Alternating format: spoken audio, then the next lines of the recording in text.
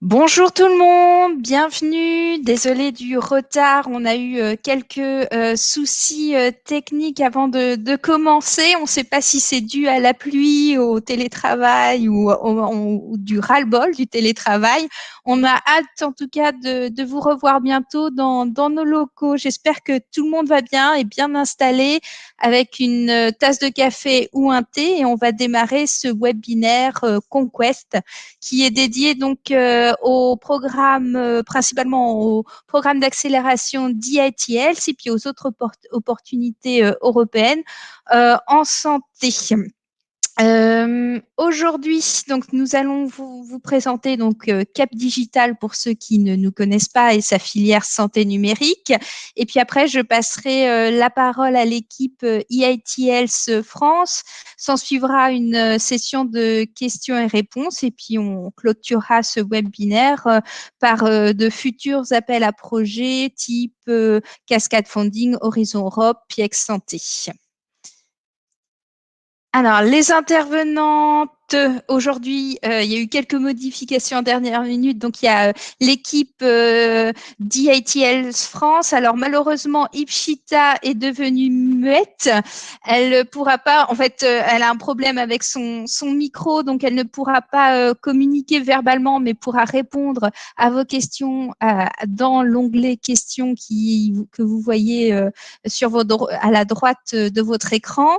Et aussi pourra compléter dans le chat sa collègue Héloïse qui est là et qui vous présentera donc l'ensemble des programmes d'accélération. Ma collègue Christelle Ayache, qui est responsable de la communauté Santé Cap Digital, vous présentera donc la filière santé numérique à Cap Digital et moi-même, Julia Moravski, donc chargée de mission Europe au sein de Cap Digital. Et derrière la bulle rouge équipe com, mon collègue François qui est là pour nous assister dans la technique.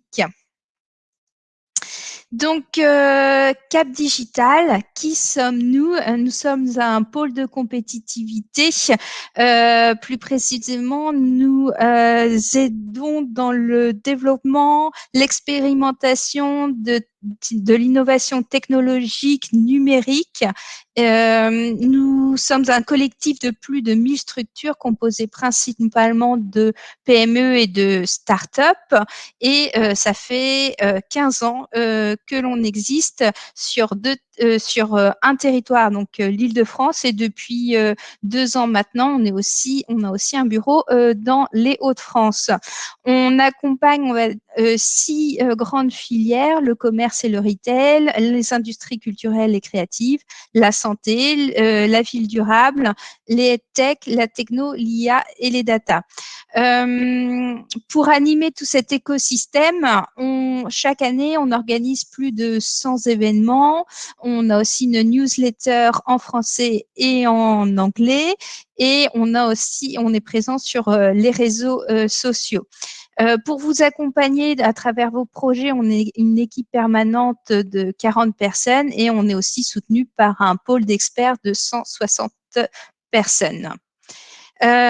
Ici, quelques chiffres clés autour de nos 3 grandes missions. Tout d'abord, on vous accompagne sur les projets de R&D et puis après aussi dans vos projets d'accélération d'entreprise et à travers des programmes d'open innovation, on vous aide aussi à faire de la mise en relation qualifiée entre grands comptes et start-up. En ce qui concerne l'Europe, on est aussi présent. Depuis la création du pôle, on a été impliqué dans plus de 40 projets européens, aussi bien en tant que coordinateur ou partenaire, principalement dans des projets de Smart City et de santé numérique. En ce moment, on est impliqué dans 13 projets européens. On est en lien avec 80 partenaires actifs sur 30 pays, dont 12 collectivités européennes. Et chaque année, à travers les différents webinaires ou événements qu'on organise avec nos partenaires, on sensibilise environ 500 innovateurs et innovatrices sur les financements européens. En ce qui concerne notre offre d'accompagnement à l'Europe, voilà. Tout d'abord, la première étape, c'est de vous sensibiliser, donc de vous donner une connaissance générale des financements européens et de vous guider sur les différents guichets. Et puis après, pour nos membres, nous les accompagnons de façon plus personnalisée, par exemple à travers un diagnostic Europe. Et une fois, je l'espère, que vous êtes l'heureux lauréat d'un projet européen, on va valoriser au sein de notre écosystème vos réussites de projet. Si vous souhaitez nous rejoindre, notre collectif, alors c'est marqué en Île-de-France, mais je vais marquer aussi maintenant les Hauts-de-France. N'hésitez pas, on a une adhésion au pôle qui est très attractive, qui débute à partir de 200 € pour les petites structures telles que les startups et les PME. Je vais laisser donc là la parole à ma collègue Christelle qui va vous présenter donc la filière numérique en santé au sein de Cap Digital. Bonjour, bonjour à tous et bienvenue. J'espère que vous m'entendez tous bien. N'hésitez pas à me dire s'il y a des petits soucis. Je suis avec mon téléphone, mais tout va bien. Donc je suis donc moi Christelle Ayache, pour ceux qui ne me connaissent pas, et donc je m'occupe de la communauté santé depuis une dizaine d'années déjà chez Cap Digital. La filière, la santé chez Cap Digital, c'est plutôt la filière, on peut dire aujourd'hui bien numérique en santé, hein. On ne s'occupe pas des projets en lien avec le médicament ou les biotechnologies, mais notre spectre d'activité, en tout cas, ce qui représente le mieux nos adhérents en santé, c'est les axes santé numérique au sens large, bien et sport, la silver economy et Ah, Christelle, ça a coupé, je crois qu'on te perd. qui sont toujours qui représentent le mieux nos adhérents, et tout ce qui est formation. Rééducation fonctionnelle du patient, la formation des professionnels de santé également, on a des adhérents autour de ces sujets-là. On voit sur la droite les 4 axes technologiques majeurs qui représentent le mieux nos adhérents, sachant que tout peut être croisé et que c'est bien des axes technologiques transverses aux 4 sous-marchés que je viens de présenter. On est donc bien sûr autour des applications mobiles, objets connectés, data IA, un axe très très fort qui représente un tiers de nos membres en santé toujours, donc des acteurs vraiment spécialistes des données de santé ou qui développent des algorithmes d'intelligence artificielle pour aider diverses actions en santé. La réalité virtuelle, bien sûr, réalité augmentée, le serious gaming. On a toujours eu aussi les acteurs du jeu vidéo chez Cap Digital, donc là, peut-être certainement plus en lien avec l'éducation et la formation, mais pas que. On les oublie jamais, bien entendu. Ils sont peu d'acteurs en France, mais on a toujours accompagné ce secteur de la robotique de service, donc les petits robots compagnons, entre autres, ça peut être aussi des enfants autistes, mais aussi des personnes âgées à domicile. Voilà, font partie aussi de notre écosystème. Donc aujourd'hui, la communauté santé chez Cap Digital représente toujours autour de 110 membres.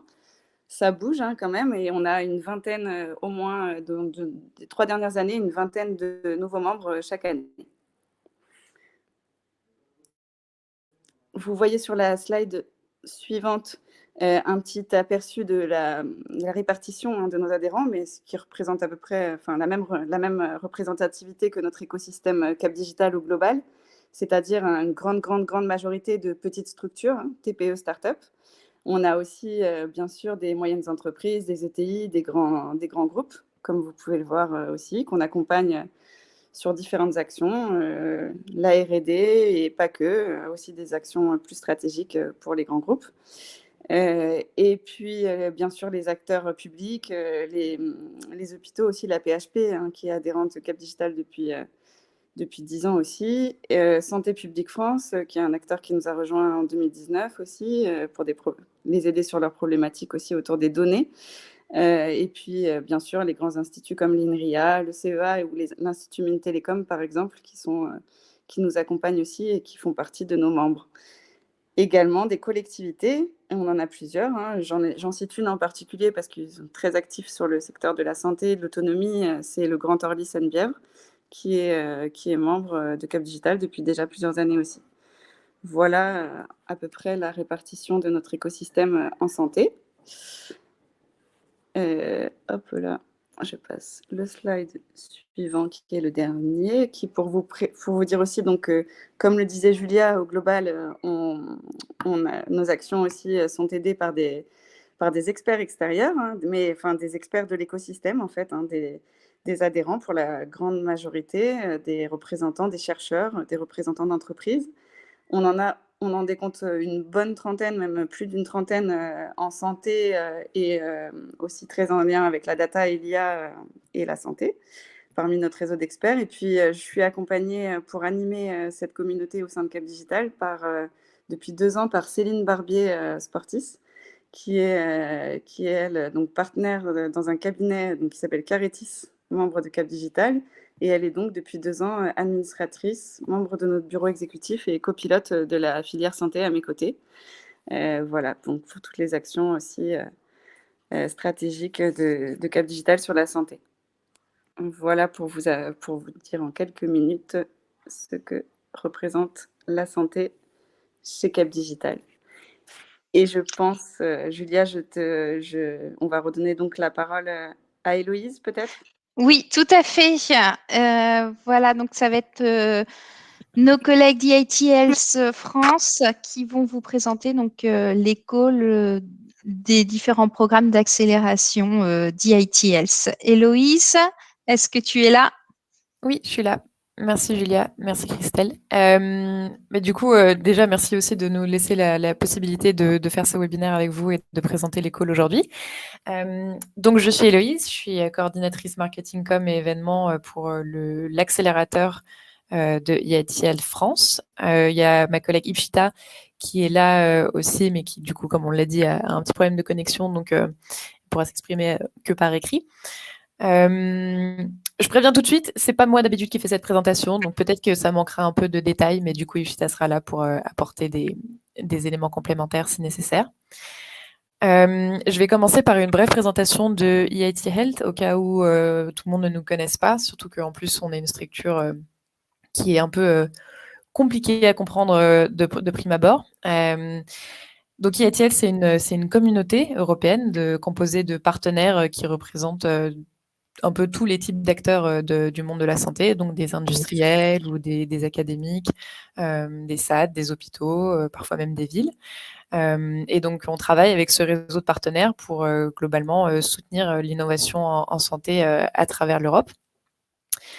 Donc, sur cette carte, vous avez un peu une vision de la répartition de nos partenaires sur la géographique. On en a environ un peu plus de 150 dans notre réseau.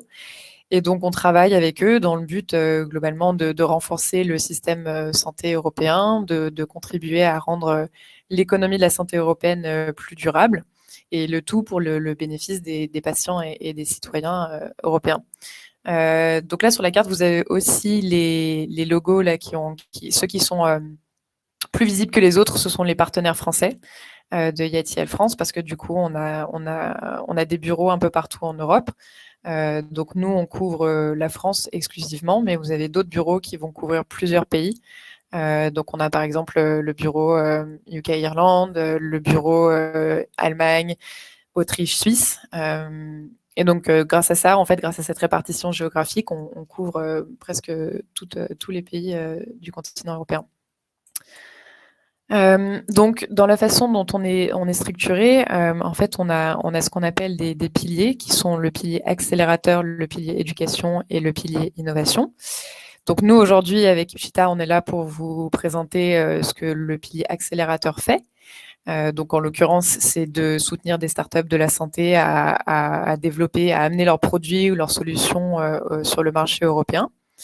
Mais on a aussi du coup des actions qui sont développées dans le cadre du pilier éducation, qui sont en gros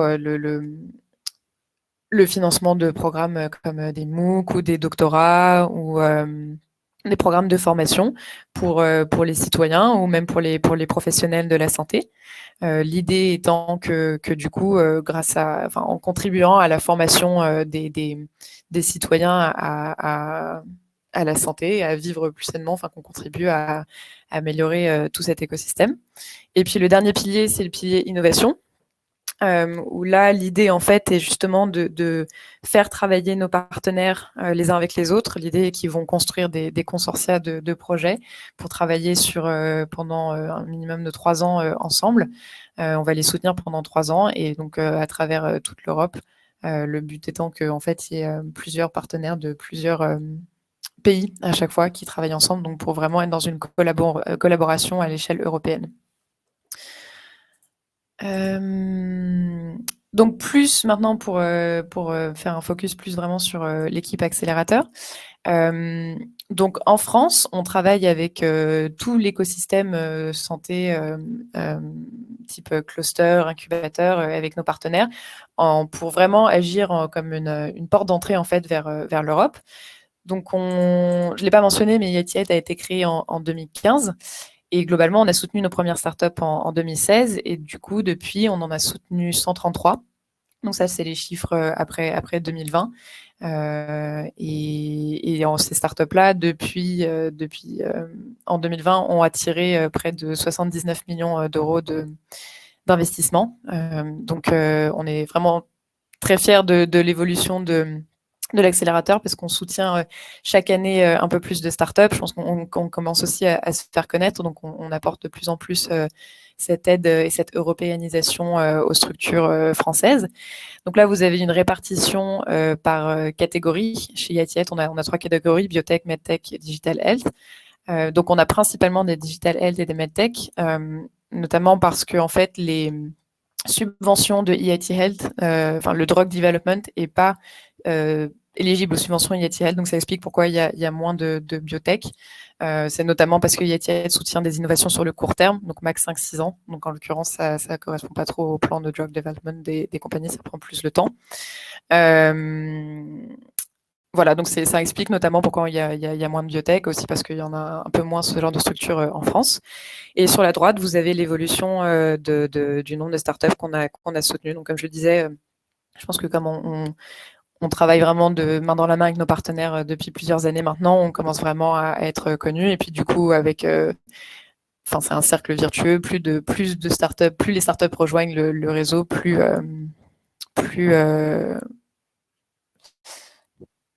pardon, il y a eu une pop-up qui s'est ouverte, du coup ça m'a perturbée.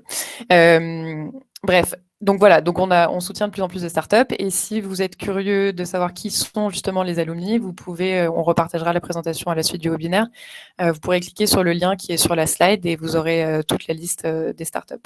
Oui, je vais t'interrompre, Héloïse. Le pop-up que Ouais. vous avez vu, qui est fameux passé, lien, oui. Voilà, exactement. C'est le fameux lien et je l'ai aussi mis dans le chat si vous avez appuyé sur ignorer. Donc vous l'avez sur le chat et bien sûr, vous recevrez les slides à la fin du webinaire ainsi qu'un replay. Et voilà, je te laisse la parole. Cool, merci. Donc, maintenant, pour parler plus précisément de nos programmes de soutien, donc notre offre, elle est structurée en 4 branches, si je puis dire. On a l'accès aux connaissances, l'accès aux acteurs clés, l'accès au marché et l'accès au financement. Donc, en gros, là, aujourd'hui, on va vous présenter les programmes d'un peu toutes ces catégories-là, puisque du coup, on a 2 vagues de candidatures en fait au cours de l'année pour les programmes. Donc là, il y en a qui ont déjà clôturé, mais on en a d'autres qui sont encore ouverts, qui couvrent du coup on a un peu toutes les branches qui sont couvertes. Avant ça, je vais vous demander, si possible, de répondre à un petit questionnaire qu'on a mis en place juste pour savoir un peu, pour en apprendre un peu plus sur le type de profil qu'on a dans l'audience.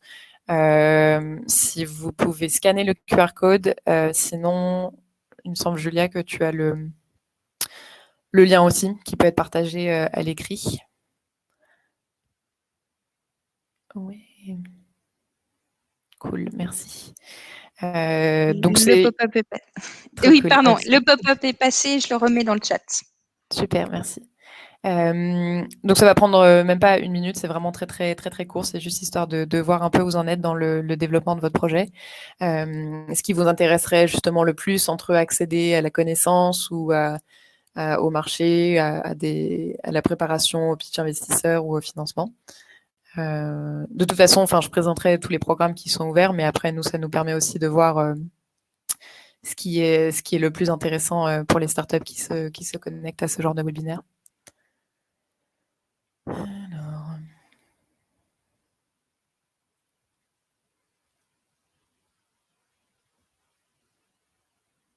Donc, tu es en train d'analyser les résultats que tu as reçus? Oui, je suis en train de regarder en live. On a déjà 8 réponses. J'ai pas mal d'experts et de mentors qui sont là. Des entrepreneurs aussi, des employés de start-up. On n'a pas de biotech d'ailleurs, principalement des personnes MedTech Digital Health. C'est assez également réparti sur les besoins.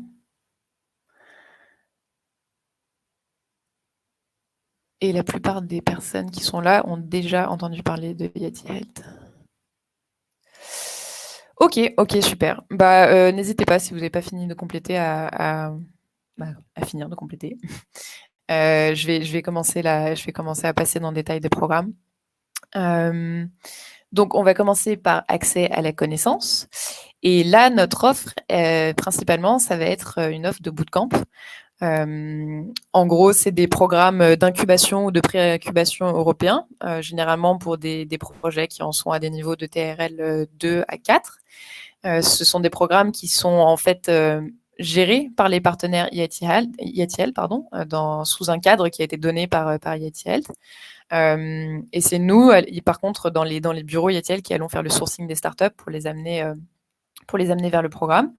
Donc l'idée, c'est que ça va être sur des périodes de 2-3 mois, des sessions de mentoring, de one-to-one pour des post-docs ou des étudiants de master ou des docteurs, enfin bref, des personnes qui ont en fait des idées de business en medtech, biotech, digital health, mais qui ont quand même besoin d'une certaine, j'allais dire guidance en anglais, mais d'avoir des personnes des experts qui sont là un peu pour les guider sur les premières étapes de développement. Donc on est vraiment sur des projets qui en sont au début, enfin aux prémices de leur développement.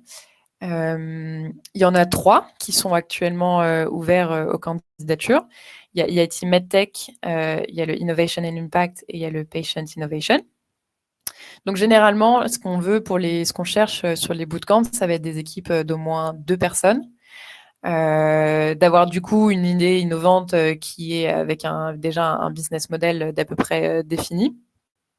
Il faut évidemment s'engager à participer à toutes les sessions et à toutes les workshops pendant la durée du bootcamp.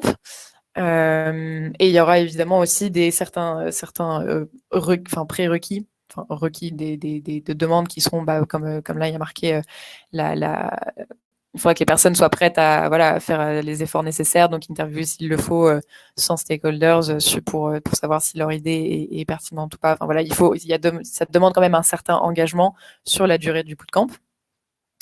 Donc le premier, le Yeti MedTech, c'est pour des équipes qui, comme son nom l'indique, on essaye de lancer une startup dans la catégorie MedTech.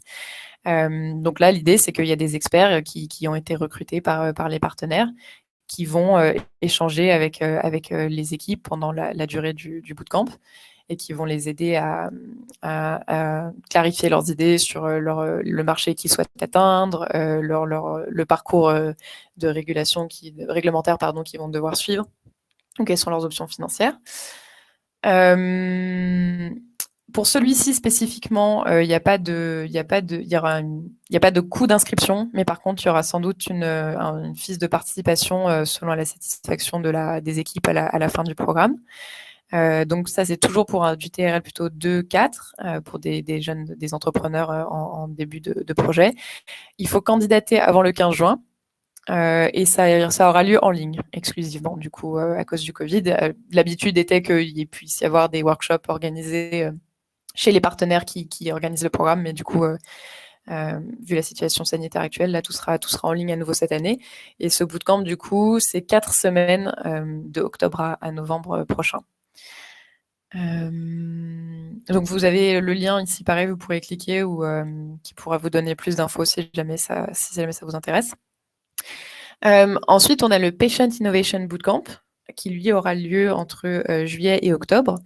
Et là, c'était vraiment pour, en gros, soutenir des patients ou des donneurs de soins qui ont en fait une idée innovante et qui ont besoin, enfin, du coup, de soutien dans le développement de cette idée.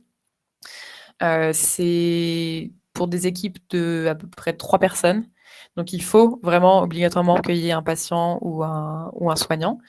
Et du coup, là, vous avez la liste de ce que ça peut inclure comme type de solution, donc diagnostic ou télémédecine, big data. C'est pas forcément des entreprises déjà créées, déjà incorporated, donc il n'y a pas besoin d'avoir une structure déjà créée. Et donc, on est vraiment sur un bootcamp qui va être focus sur le patient, parce que du coup, là, l'idée est vraiment d'avoir un problème patient qui a été identifié et qui va être qu'on va tenter de régler avec cette innovation. Pareil, c'est le 15 juin, la date limite de candidature, et vous avez le lien pour aller voir sur notre page internet pour avoir plus d'informations. Le troisième et dernier bootcamp, c'est le Innovation and Impact. Donc là, pareil, toujours à l'échelle européenne, toujours pour des TRL assez bas. Là, c'est un bootcamp qui dure 8 semaines. Il y a vraiment un travail assez intensif avec des interviews de stakeholders vraiment plusieurs fois par semaine. Et là, le but est en fait que vous êtes guidé dans la découverte du potentiel business de votre idée, avec d'autres entrepreneurs en fait qui vont être là pour vous aider à explorer et à valider votre idée, le potentiel marché, le business model. Donc ça, par contre, c'est MedTech, Innovation and Impact, c'est que pour des projets MedTech. Et il faut au moins quand même 2 personnes par équipe pour être éligible. Ce programme-là, il est pas. Héloïse, Oui, excuse-moi, je vais t'interrompre parce qu'il y a une question d'Olivier. Ouais. Qu'entend-on par patient atteint d'une maladie ou par exemple un malvoyant serait-il considéré comme un patient pour un dispositif lié à recouvrir la vue, par exemple? Alors, c'est une question hyper précise. J'aurais tendance à dire oui, mais après, j'ai pas envie de m'engager là-dessus. Pour moi, ça me paraît. Enfin, je dirais oui. Je sais pas, Ipchita, si toi, t'as une idée, mais. Alors, dans la réponse, Ipchita a répondu, a dit un Oui. malvoyant serait effectivement considéré comme patient. Bah voilà. Est-ce qu'il y Voilà. avait d'autres questions? Il n'y a pas d'autres questions. Il y avait une question dans le chat sur le TRL, mais on y a. Voilà, donc c'est Technology Readiness Level. Donc c'est une échelle qui vous permet de mesurer la maturité de votre solution. Je te laisse le crachoir, tu peux continuer. Merci. Donc ce programme-là, du coup, en fait, oui, donc il est pas, en fait, il a un coût d'inscription de 1 250 € par équipe parce que c'est un programme qui est donc organisé par des partenaires IATL, mais qui n'est pas financé par IATL. Voilà, donc ça explique pourquoi celui-ci a un coût d'inscription et pas les autres. Et donc, comme les 2 autres bootcamps, là, les 3 bootcamps, c'est tous la même deadline, c'est le 15 juin. Ensuite, on a le Mentoring and Coaching Network. Ça, en gros, ça permet à des startups qui ont un besoin spécifique d'accompagnement sur un sujet, d'avoir accès à une base de données de mentors de Yeti Head. Et donc, du coup, globalement, de rejoindre ce programme, de rejoindre cette plateforme pour aller chercher un mentor si une startup a besoin d'une expertise sur un sujet donné. Donc là, par contre, il n'y a pas de limite de niveau de maturité du projet. C'est vraiment que ce soit early stage à des startups beaucoup plus matures. Là, on est vraiment, l'idée est vraiment d'être basée sur un besoin concret. Donc voilà, c'est vraiment une question de s'inscrire sur la plateforme et de pouvoir avoir accès à la base de données des mentors. Ça, c'est un programme qui a lieu tout au long de l'année. Donc, il n'y a pas de deadline de candidature précise comme les autres.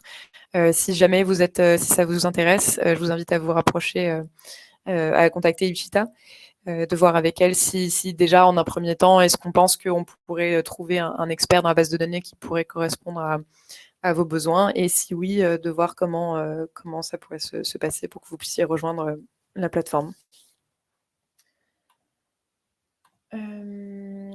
Alors ensuite, pour passer à l'accès aux stakeholders, là, on a un seul programme qui va ouvrir, il n'est pas encore ouvert aux candidatures, qui s'appelle Startups Meet Healthcare Providers. L'idée sur ce programme-là, c'est qu'en fait, on va travailler avec des partenaires qui sont en l'occurrence des pourvoyeurs de soins. Donc, que ce soit des hôpitaux privés ou publics ou des autorités municipales ou des assureurs. Ces partenaires, en fait, vont nous partager un challenge, une problématique qu'ils ont. Et en fait, ce qu'ils souhaitent, c'est trouver une start-up qui aura une solution ou un produit qui pourra répondre à cette problématique. Donc, c'est ça qu'on appelle un challenge-based programme, c'est-à-dire que les startups vont répondre aux défis qui vont être partagés par les partenaires. Donc, on n'a pas encore ces fameux challenges. Le programme va ouvrir du coup à partir de juin aux candidatures. Donc, je pense qu'on aura les challenges en question d'ici la fin du mois. Mais l'idée, ça sera qu'une fois qu'ils auront été postulés, si vous voyez que votre solution correspond à la problématique, que vous candidatiez, et ensuite vous allez travailler pendant il me semble que c'est 6 mois, si je dis pas de bêtises, avec les partenaires, le partenaire qui aura déposé la demande, pour co-créer et aider au développement de cette solution et potentiellement en fait nouer un partenariat avec la structure à la fin du programme. Donc voilà, on aura plus d'informations d'ici les prochaines semaines, et la deadline de candidature pour ce programme-là sera le 3 septembre. Donc ça laisse pas mal de marge encore. Ensuite, pour accès au marché, là, nos programmes principaux, ça va être les programmes Bridged Europe et Global. Donc ça, c'est des programmes qui durent 1 an et qui, en fait, permettent aux startups qui participent de s'internationaliser, donc soit dans un autre pays européen, pour Bridged Europe, soit au-delà de l'Europe, dans Bridged Global. En fait, ça fonctionne. Les startups, en rejoignant, vont bénéficier d'une subvention de 30 000 € pour Bridged Europe et 40 000 € pour Bridged Global. Et elles vont travailler avec nos partenaires cluster incubateurs, en fait, qu'on appelle, c'est des catalyseurs, donc on appelle CATS dans notre jargon. Elles vont travailler avec l'un de ces 4 pour, du coup, si je prends l'exemple d'une startup française qui veut se développer sur le marché allemand, elle va pouvoir choisir si elle veut travailler avec BioRN, Medical Valley, ou je ne connais pas le nom du troisième, mais c'est trop petit pour que je vois. Mais en gros, elle va voir, par exemple, elle choisit de travailler avec BioRN, et ils vont déterminer ensemble avec BioRN le plan d'action en fait de développement sur le marché allemand. Donc en gros, si leur objectif c'est d'ouvrir un bureau en Allemagne, ou si c'est de développer leurs produits, et que du coup, ils ont besoin de conseils sur le système de régulation allemand. Donc, c'est vraiment une collaboration avec le cluster qui va être vraiment la porte d'entrée vers le pays, le marché qui est convoité, si je puis dire. Et puis, pour Bridged Global, en fait, la façon dont ça fonctionne, c'est que ces mêmes partenaires-là, ces mêmes clusters, eux ont eux-mêmes des partenariats avec des clusters dans d'autres pays qui sont, il y en a plus que ça, hein, pour Global, mais du coup, USA, Chine, Canada, Japon, Argentine, Mexique, Brésil. On pourra partager la liste complète aussi avec la présentation. Et voilà, donc en fait, on travaille grâce à, par exemple, BioRN qui va avoir un partenariat au Canada. La startup va pouvoir travailler avec un cluster canadien pour se développer là-bas. Sur ce programme-là, IATL prend un success fee de 6% sur les chiffres d'affaires que l'entreprise va réaliser dans ce nouveau marché. Donc, c'est capé à 3 fois le montant de la subvention, ou alors dans les 3 ans après la fin du programme. si le montant de subvention par 3 n'est pas atteint d'ici là. Il y a eu une petite question, je crois, peut-être. Ah non, c'est Julia, pardon. Donc voilà, donc ça c'est Bridged. Les deadlines de candidature, pardon, je pense qu'on n'a pas mis sur la slide, c'était sur celle devant. C'est septembre, marqué là en bas. C'est le 16 septembre, donc ça laisse quand même encore pas mal de temps. Là, on a une première vague en fait qui vient de se clôturer. On est en train de rentrer les premières startups dans le programme, et donc on a une deuxième vague pour celles pour lesquelles ça serait plus pertinent de commencer en septembre. Voilà, donc ça veut dire qu'en gros, ça a un début de programme en octobre-novembre et ça dure du coup jusqu'à octobre-novembre 2022. Et alors enfin, la dernière branche qui est accès à l'investissement et au financement. Donc pardon, en fait, d'ici, je vais considérer qu'il y a une différence entre un programme qui est vraiment de la préparation à l'interaction avec les investisseurs versus les programmes vraiment d'accès au financement pur et simple, entre guillemets. Donc en l'occurrence, GoalTrack, c'est un programme de mentorship un peu plus. En fait, on a un réseau, le programme est composé d'un réseau d'experts vraiment internationaux, donc même pas européens, c'est vraiment internationaux, donc des partenaires pharma ou des investisseurs qui vont s'engager à accompagner la startup qui va candidater, évidemment s'ils l'acceptent. Ils vont s'engager à l'accompagner pendant 4 mois en fonction pareil, encore une fois, de ses besoins, de ce sur quoi la startup doit travailler. Cet expert va l'accompagner. Il s'engage à passer X heures de son temps par semaine avec la startup. Au bout de 4 mois, la startup repasse en comité d'experts et repitch son projet.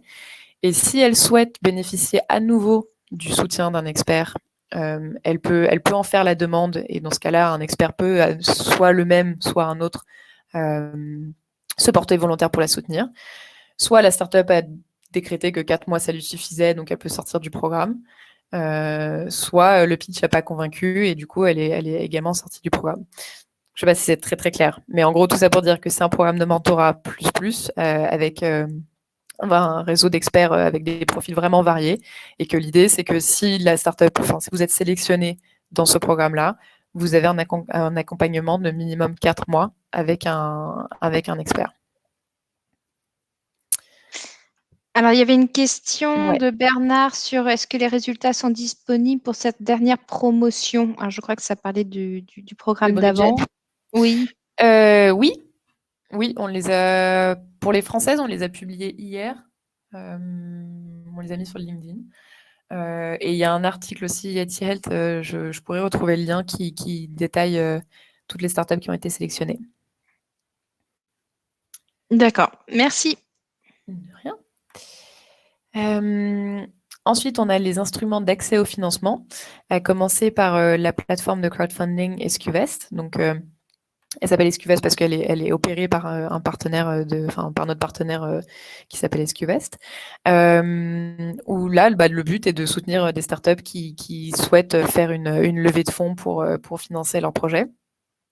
Donc c'est à partir de surtout 500 000 euros, et c'est vraiment tout type de startup, que ce soit medtech, biotech ou digital health. Il n'y a pas de restrictions sur la catégorie, et il n'y a pas non plus de restrictions sur le niveau de maturité de la startup. Donc là, c'est vraiment si vous souhaitez faire une levée de fonds, vous sachiez qu'il y a une plateforme coopérée par IATL qui permet d'en réaliser. Il n'y a pas de deadline pour candidater. C'est un programme évidemment c'est une plateforme qui est accessible tout au long de l'année. Voilà, donc du coup, vous pourrez visiter la plateforme via cette slide-là sur laquelle il y a le lien. Ensuite, on a Investor Network, qui est un réseau d'investisseurs qui permet d'accéder à du financement plutôt early stage. Donc, ils ont plus de 80 investisseurs répartis dans 17 pays européens, principalement des business angels ou des family office. Et là, on est sur des financements, sur des levées entre 500K et 10 millions d'euros. Il faut que les startups aient quand même à minima levé en seed auparavant, ou d'avoir déjà levé un certain, je sais que c'est un peu vague, significant level of money, mais ça peut être vu en particulier avec les programmes managers si jamais vous avez un doute. Mais du moment que vous levez entre 5 000 € et 10 millions d'euros et que vous êtes incorporé en Europe, enfin inscrite en Europe, enregistrée en Europe, pardon, vous êtes a priori éligible. L'idée étant qu'une fois que vous avez rejoint le programme, les équipes de University Network vont tout faire en fait pour vous mettre en avant auprès des investisseurs. Donc ils vont en fait aller chercher au sein de leur réseau quels investisseurs pourraient être intéressés par votre projet, et ils vont faire en sorte que vous puissiez échanger avec eux, et ils vont vous aider vraiment à construire cette relation avec l'investisseur dans le but en fait de que vous réalisiez une levée de fonds. Si ce n'est avec cet investisseur, peut-être avec d'autres. Enfin, vraiment, l'idée étant d'avoir accès à ce réseau et de pouvoir échanger avec des investisseurs qui seraient pertinents pour votre projet. J'ai pas précisé, mais il y a un coût de 1 000 € de entry fee pour financer les évaluateurs, parce que du coup, quand vous candidatez, votre dossier est revu par des experts qui sont des experts recrutés par le réseau. Donc ça comprend en fait 1 000 €, ça comprend une grille d'évaluation et puis tout le feedback qui va vous être donné par la suite, que vous soyez sélectionné ou pas. Voilà. Et le dernier programme, qui est le Venture Center of Excellence. Ah oui, pardon, j'ai pas précisé, mais Investor Network, c'est aussi tous ces programmes-là, il n'y a pas de deadline, donc c'est vraiment en fonction du besoin de la startup et de son calendrier. Si vous savez que vous anticipez une levée de fonds dans, je sais pas, d'ici 6 mois, que du coup, il faut commencer à contacter Investor Network et à commencer à rentrer dans le programme pour échanger avec des premiers investisseurs. Donc c'est vraiment tout au long de l'année. En fonction de votre besoin. Donc, le Venture Center of Excellence, qu'on appelle aussi VCOI, pour faire plus court, c'est un programme d'innovation ouverte et de co-investissement qui, en gros, met en relation des fonds de capitaux risques qui ont été sélectionnés par notre partenaire sur ce programme, qui est le Fonds européen d'investissement. Donc, des VCs qui font partie du portfolio de EIF, et des investisseurs type corporate, donc des groupes industriels ou des SAT ou des assureurs. Le but étant en fait que ces investisseurs forment une communauté exclusive et qui se partagent des opportunités de co-investissement. Donc vous, en tant que startup, si vous souhaitez si vous rejoignez le VCOI, en gros, vous allez apparaître sur la plateforme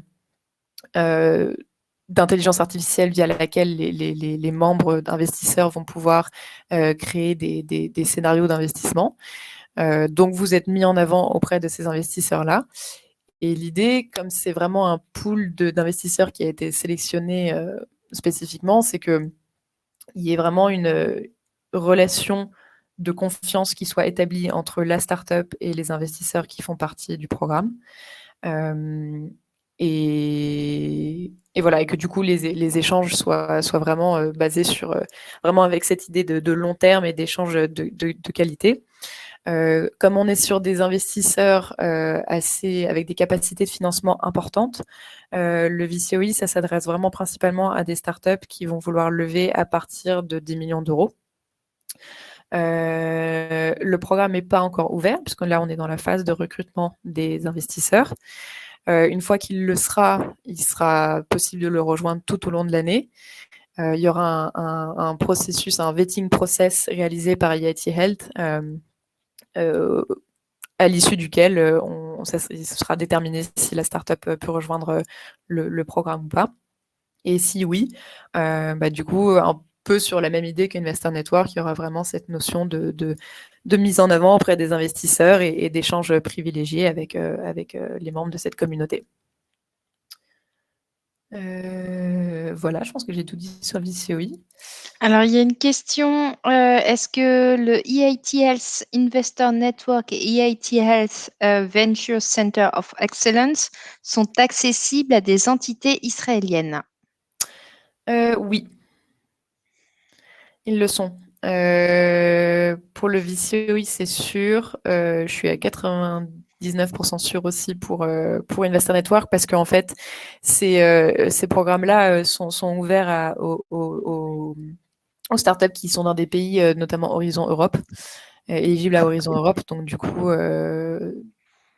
VCOI, c'est sûr, oui. Et Investor Network, quasiment sûr. Je pense que ça peut être vérifié sur leur page, sur la page d'Investor Network EIT Health.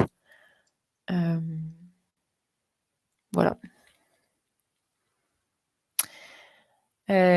Ok, et bah du coup, juste pour en gros récapituler sur un peu parce que j'ai balancé un peu beaucoup de deadlines. En gros, celles qui vont vraiment arriver rapidement, c'est celles sur les bootcamps, puisque du coup, on a le 15 juin comme date butoir. Startup Healthcare Provider, ça sera à part de juin jusqu'à septembre. On aura aussi Bridged jusqu'à mi-septembre. Et puis MCN, Investor Network, Crowdfunding, VCOI qui sont tout au long de l'année. Et enfin, GoldTrack, du coup, c'est tous les 4 mois, puisque, comme je le disais, il y a un comité d'experts qui a lieu tous les 4 mois. Donc, c'est par vague. La prochaine a lieu le 19 juin. Mais du coup, le programme sera rouvert aux candidatures jusqu'à octobre et ainsi de suite tout au long de l'année, tous les 4 mois. Voilà, je pense que j'ai tout dit. Donc, j'espère que c'était clair. C'est un bon entraînement pour moi d'avoir fait cette présentation. Si jamais vous avez des questions, même qui vous viennent après ou à la lecture de la présentation une fois qu'on vous l'aura partagée, n'hésitez pas à nous recontacter, Ipchita et moi. Enfin, du coup, surtout Ipchita, vous l'aurez compris. Elle est vraiment là pour vous aider à identifier quels sont les programmes qui seraient les plus pertinents pour vous. Et voilà, donc on serait vraiment très contente d'avoir des nouvelles startups qui rejoindraient notre réseau en 2021. Donc on a hâte d'entendre vos questions si vous en avez. Merci beaucoup. Merci Héloïse, très bien, c'était très clair. Alors, on a répondu finalement au fur et à mesure aux questions qui étaient dans le chat. J'ai vu aussi qu'Ipchita a répondu à l'écrit, mais comme vous a dit Héloïse, vous pouvez recontacter Héloïse et Ipchita sur ces dispositifs. Donc, pour terminer ce webinaire, je vais vous présenter les autres opportunités à venir en e-santé.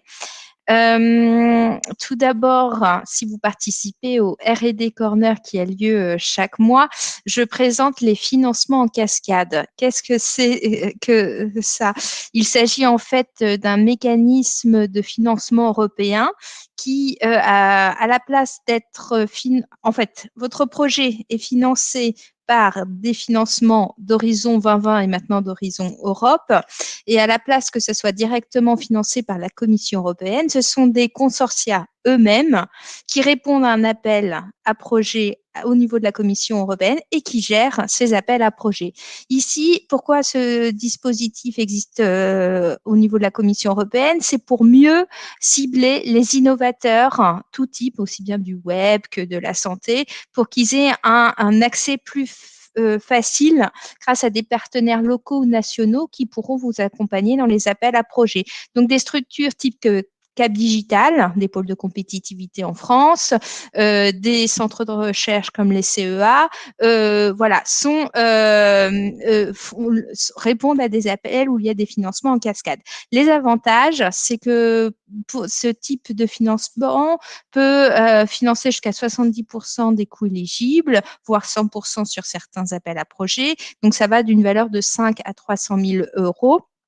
C'est issu des subventions européennes provenant d'Horizon 2020 ou Horizon Europe, donc il n'y a pas les règles de minimis qui sont comptabilisées. Selon les appels, ça peut être des candidatures individuelles, donc des startups, des PME, des centres de recherche, mais aussi des grands groupes peuvent y répondre. Et dans d'autres, on encourage le consortium pour répondre aux appels. Ce sont des dossiers légers qui vont de 5 à 15 pages et toujours en anglais. Et l'autre point positif, c'est que ce sont des projets courts pour les startups. Il s'agit des projets qui peuvent durer de 6 à 18 mois. Sur votre droite, vous avez des exemples de services proposés. Donc, ça peut d'aller du soutien à la levée de fonds, des programmes d'open innovation, du soutien à l'accélération, mais aussi il y a des programmes qui vous permettent d'accéder à de nouveaux marchés, à du transfert de techno, du prototypage ou bien des tests en situation réelle. Si vous souhaitez en savoir plus sur ces financements et avoir la liste des appels ouverts, n'hésitez pas à cliquer en bas à droite sur le lien. Concernant la santé, j'en ai vu un, mais qui va peu concerner les startups. Il s'agit du projet Eden, qui est à la recherche de détenteurs de données en lien avec les dossiers médicaux électroniques, aux demandes de remboursement, aux hôpitaux et de toute l'Europe. Ils souhaitent qu'ils participent à leur 4e appel à projet afin de soutenir la mise en correspondance de leurs données avec le modèle commun des données OMOP. Les partenaires de données peuvent bénéficier d'un financement maximal de 100 000 euros et la deadline est jusqu'au 13 mai. Donc, il reste une semaine. Je vous mets ça dans le chat si vous voulez avoir accès. Alors, je vois qu'il y avait une question de la part d'Inès. Alors, peut-être qu'Héloïse, tu pourras y répondre. C'est le patient innovation bootcamp est-il ouvert aux consortia start-up structures académiques? Oui, Ipshita a répondu que c'est uniquement ouvert aux startups. D'accord. Donc la startup peut candidater individuellement. Merci Héloïse. Donc, je continue ma présentation là sur le nouveau programme de recherche et d'innovation qui s'appelle Horizon Europe et qui va s'ouvrir de 2021 depuis jusqu'en 2027. Donc, comme vous le savez, pour ceux qui sont qui ont déjà des connaissances dans les programmes européens, Horizon 2020 s'est clôturé en janvier dernier et là, on ouvre un nouveau programme pluriannuel qui est doté d'un budget jusqu'en 2027 de 95,5 milliards d'euros et en gros est structuré autour de 3 grands piliers. Donc, il y a le pilier 1 qui est la science d'excellence, qui est plutôt, on va dire, un pilier qui est réservé à la recherche, donc aux académiques. Le pilier 2 qui vise donc à résoudre des problématiques mondiales et à renforcer la compétitivité industrielle et européenne. Et le pilier 3 qui est pour rendre l'Europe plus innovante à travers notamment le dispositif du Conseil européen de l'innovation ou en anglais European Innovation Council. Et aussi, dedans, vous avez les instituts européens d'innovation et de la technologie que sont les EIT. Je vais vous faire un focus donc sur le pilier 2, donc qu'on appelle cluster aussi.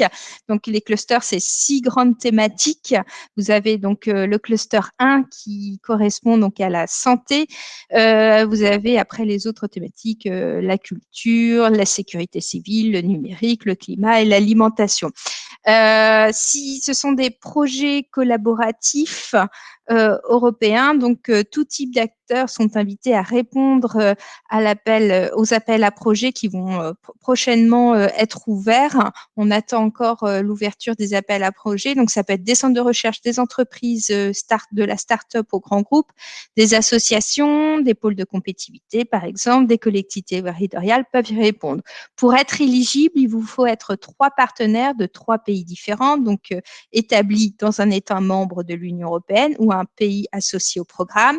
Mais il faut qu'au moins vous ayez une entité juridique qui soit établie dans l'Union européenne. Vous avez 3 types d'actions. Il y en a qui sont plus vers la recherche, on va dire, en amont. Il y en a et puis vous avez aussi d'autres projets qui sont plus proches du marché. Puis vous avez les Coordination Support Action qui, eux, sont plutôt des projets qui visent à mettre en commun des connaissances ou à créer un réseau. Le taux de financement diffère selon les types d'actions, mais comme vous pouvez le constater, c'est plutôt avantageux. La durée des projets aussi varie et bien sûr, Cap Digital peut vous accompagner dans le diagnostic du projet ou dans la recherche de partenaires. Je vous ai mis aussi sur ces slides le site français du programme européen pour la recherche et l'innovation, donc Horizon Europe, et le site européen pour les funding and tender. Concernant le cluster 1 santé, j'ai pu lire les drafts, mais on attend encore la version officielle. Les appels à projets ne sont pas officiellement ouverts. Il y a des appels qui encouragent, notamment dans les consortiums, à avoir des PME et des startups qui rentrent dans les consortiums. Donc, restez à l'écoute, allez sur le site français du programme européen pour participer au prochain infodé ou webinaire d'information qui seront lancés par les points de contact nationaux français qui vous expliqueront et décrypteront les appels à projets européens. Je continue en vous présentant le European Innovation Council et plus spécifiquement le pilier accélérateur. Ici, ce dispositif vise à soutenir des innovations qui ont un fort impact et qui créent qui ont un fort potentiel de créer de nouveaux marchés ou bien de perturber les marchés déjà existants. Pour être éligible, il faut être une PME ou start-up innovante établie dans un État membre ou dans un pays associé au programme de l'EIC. Et sous condition, les scale-up et les personnes physiques peuvent aussi candidater. Il faut avoir votre solution, votre technologie doit avoir au moins un TRL de 5-6 parce qu'il faudra monter jusqu'à 8 jusqu'à la fin du projet. Vous avez le choix dans la subvention, soit une subvention dans le financement plutôt. Vous avez soit vous choisissez l'option subvention qui va de 500K à 2,5 millions d'euros, ou bien vous pouvez choisir aussi les financements mixtes. Donc, c'est une partie en subvention et une autre en prise de capital qui peut aller jusqu'à 15 millions d'euros. Et bien sûr, à travers, si vous êtes l'heureux élu de ce dispositif, vous avez accès à un bassin de coach et de mentors via l'EIC Business Accelerator. Les règles, on va dire, d'évaluation ont changé. Il existe 5 grandes étapes pour aller jusqu'à l'equity. Et donc, la première étape, c'est le dépôt en continu du dossier en cours. Donc, c'est une vidéo et un pitch deck. Et après, si vous êtes sélectionné à cette première étape, on vous propose de déposer à l'une des cut-offs, quand vous pouvez, un dossier complet. Sachez que si vous voulez déposer pour le 16 juin, j'ai lu en ce moment sur LinkedIn que la plateforme de dépôt en continu des dossiers courts ne reçoit plus de dossiers et jusqu'au 22 juin. Donc là, si vous vouliez déposer dans les prochains jours ou prochaines semaines un dossier EIC, du tout moins à la première étape, c'est bloqué, enfin c'est frozen, oui, donc bloqué, la plateforme est bloquée jusqu'au 22 juin. Voilà, mais de toute façon, sachez que Cap Digital peut aussi vous accompagner sur ce type de dispositif, notamment via nos experts. Ah oui, merci Bernard, je l'ai. Alors, pour ceux qui sont, je ne sais pas si vous aviez entendu parler de l'AMI du PIEC. Alors, le PIEC, qu'est-ce que c'est? C'est l'ADGE a lancé un PIEC, donc c'est un projet important d'intérêt européen commun, ici dédié à la santé. Il en existe dans d'autres domaines, par exemple le cloud. Et là, c'est vraiment destiné à accompagner le développement des innovations en santé. Donc ici, on cible les technologies et procédés industriels, transverses, qui peuvent transformer et moderniser donc la filière. Et donc, on veut, à travers ce dispositif, stimuler l'innovation en santé et positionner l'Union européenne sur des secteurs d'avenir stratégiques. Alors, c'est un peu le rôle de la Commission européenne dans ce type de dispositif est plutôt de jouer le rôle de gendarme et de contrôler si les États membres joueront les règles du jeu, contrôler en fait je cherche le mot, plutôt si vous respectez toutes les règles administratives et de concurrence. Donc, c'est la DGE en France qui a lancé un AMI pour s'assurer que cette thématique est pertinente pour les acteurs économiques français, parce qu'à travers ça, elle souhaite donc les identifier. L'AMI a été donc au départ Christelle, si je me trompe, tu peux me corriger, devait clôturer il y a quelque temps et a été repoussée jusqu'au 15 mai. Je ne sais pas, Christelle, si tu souhaitais ajouter quelque chose sur le PIEC. Non, bah, enfin, oui, là, dans les délais, c'est les cas, si vous n'étiez pas en cours de montage d'un dossier, c'est forcément, enfin, là, c'est certainement un peu tard, mais en tout cas, c'est une première étape, hein, c'est ça, c'est bien ce que tu as dit, et c'est bien pour identifier, commencer à identifier donc ceux qui pourront être des porteurs ou des partenaires de projets qui vont se monter par la suite. Et c'est encore plein d'étapes. Donc l'EIT Health, on avait fait une grande réunion d'infos autour de cet appel avec les financeurs il y a quelques temps.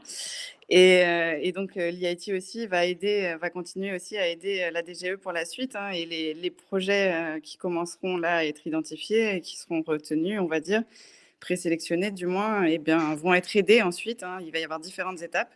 Et voilà, si jamais... Enfin, si voilà, s'il y avait besoin si je sais pas s'il y avait quelque chose au niveau de que vous n'arriviez pas à rentrer en contact directement avec les représentants de la DGE, ce qui m'étonnerait, mais en tous les cas, sachez que voilà, on a été aussi dans la boucle, qu'on connaît les représentants et qu'on connaît aussi, et on avait fait intervenir aussi un spécialiste, un expert sur le montage de ce type de dossier-là, donc qui nous avait fait des retours d'expérience. En gros, voilà, s'il y avait des besoins à ce niveau-là, on peut aussi vous mettre en relation et vous aider, quoi qu'il en soit, avec le réseau, voilà, le réseau et l'IITL, ceux-ci qui nous accompagnent là-dessus. Merci Christelle. Oui, donc la première étape, c'est répondre à l'AMI PIEC. Et si vous êtes sélectionné, ça sera de trouver des partenaires, mais ça sera une seconde étape bien plus tard. Voilà. Concernant BPI France, elle met en place des partenariats en innovation et celui-ci est Focus Santé entre la France et l'Espagne. Elle souhaite lancer donc sur la civitech et l'intelligence artificielle. Elle souhaite encourager la réalisation de projets avec l'Espagne. Donc, pour y répondre, il faut répondre en consortium d'au moins une entreprise espagnole et une entreprise française. Et il y a un webinaire d'information prochainement le jeudi 22 mai. Je vous ai mis aussi le lien. Ce sont des aides d'État et pas des aides d'Horizon 2020 ou d'Horizon Europe. Donc, les règles de minimise ne sont pas sont comptabilisées plutôt. Voilà. Pour terminer et clôturer ce Conquest, on vous a mis voilà, les prochains événements au sein de Cap Digital qui peuvent intéresser la communauté santé. N'hésitez pas à vous inscrire via notre lien Connect.